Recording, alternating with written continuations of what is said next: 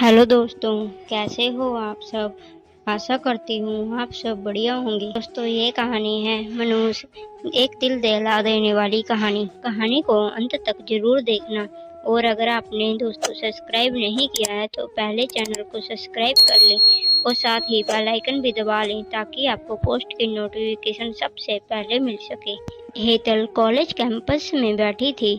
जब उसके क्लास पूरे हुए तो वह अपनी सहेलियों के साथ बात कर रही थी। उसे रास्ते में जाते समय गायत्री दिखी। गायत्री को आवाज दी, गायत्री इधर आओ। हेतल की आवाज सुनते ही गायत्री हेतल के पास गई। दोनों बातें करने लगी। बातचीत के दौरान अचानक हेतल को याद आया कि उसने सुना है कि सुमन ने आत्महत्या कर ली है। इस बारे में गायत्री से जानना चाहा। सुमन, हेतल और गायत्री दोनों ही बचपन की सहेली थी।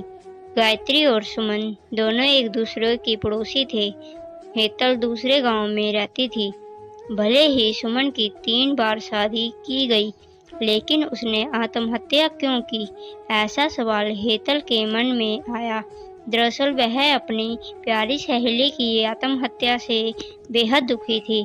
सुमन 9वीं कक्षा में थी, तभी उसकी पहली शादी हुई थी। सुमन देखने में बहुत सुंदर थी।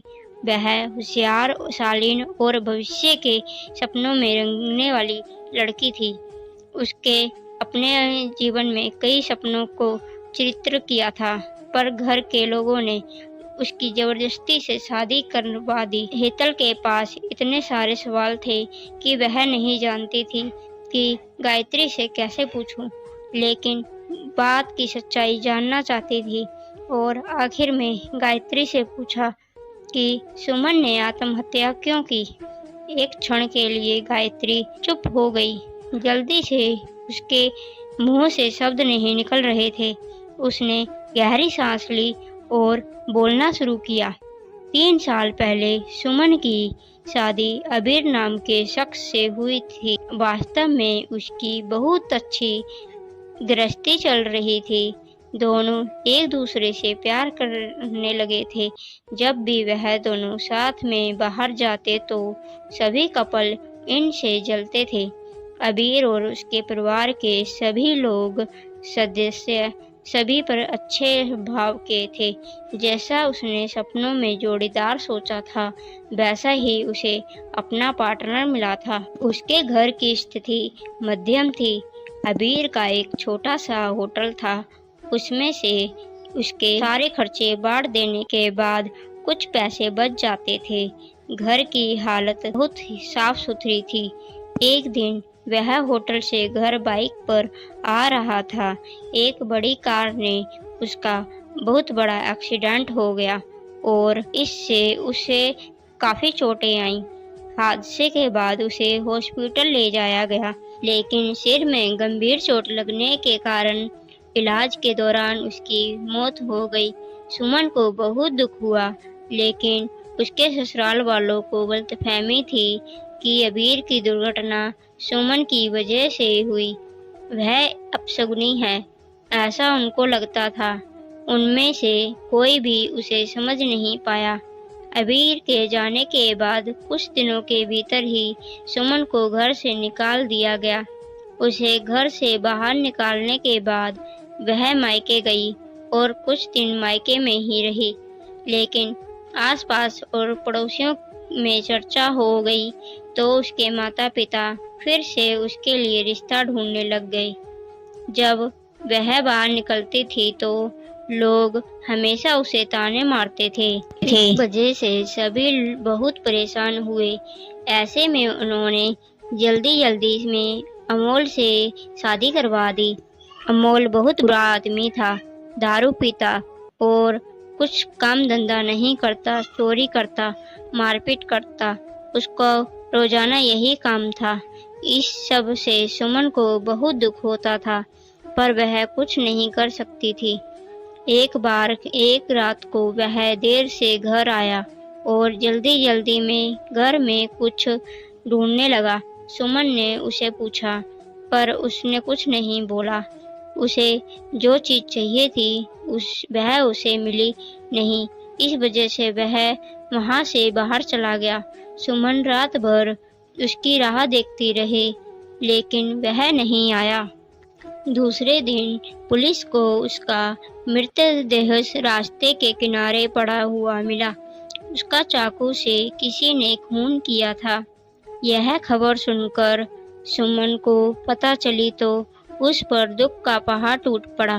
कुछ दिनों तक वह अपने ससुराल में रही, लेकिन बाद में ससुराल वालों ने उसे प्रताड़ित करना शुरू कर दिया। इसी वजह से सुमन वापस मायके आ गई। घर आकर कुछ दिन ऐसे ही बीत गए। हर दिन आ रहा था और जा रहा था, लेकिन सुमन की स्थिति वही थी। उसकी तरफ देखा नहीं जा रहा था। उसका परिवार उसकी स्थिति को सहन नहीं कर सकता था, इसलिए उन्होंने उसकी वापस शादी करने का फैसला किया।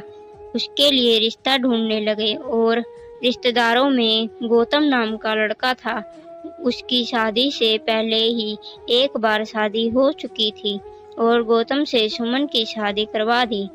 सुमन बहुत खुश थी। शादी हुई और कुछ महीनों बाद उसे मालूम हुआ कि गौतम को कैंसर है, ब्लड कैंसर।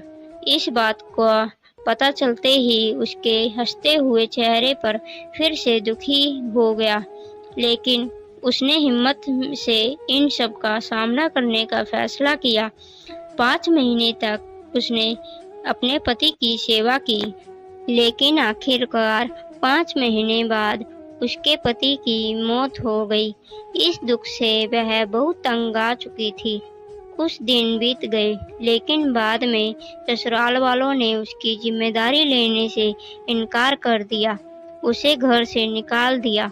उसके बाद वह फिर मायके चली गई, लेकिन उसके माता पिता, उसके भाई भाभी ने उसे घर में आने नहीं दिया। सभी तरफ से रास्ते बंद हो चुके थे उसके लिए। इस उम्मीद के कोई किरण नजर नहीं आ रही थी। अंत में उसने खुद को खत्म करने का फैसला किया, उसका जीवन समाप्त कर लिया। सुमन की यह कहानी सुनकर हेतल की आंखें आंसुओं से भर कर बह रही थीं। पूरा दिन वह सुमन के बारे में सोचती रही। क्या इन तीनों घटनाओं में बेचारी सुमन का कोई भी दोष था?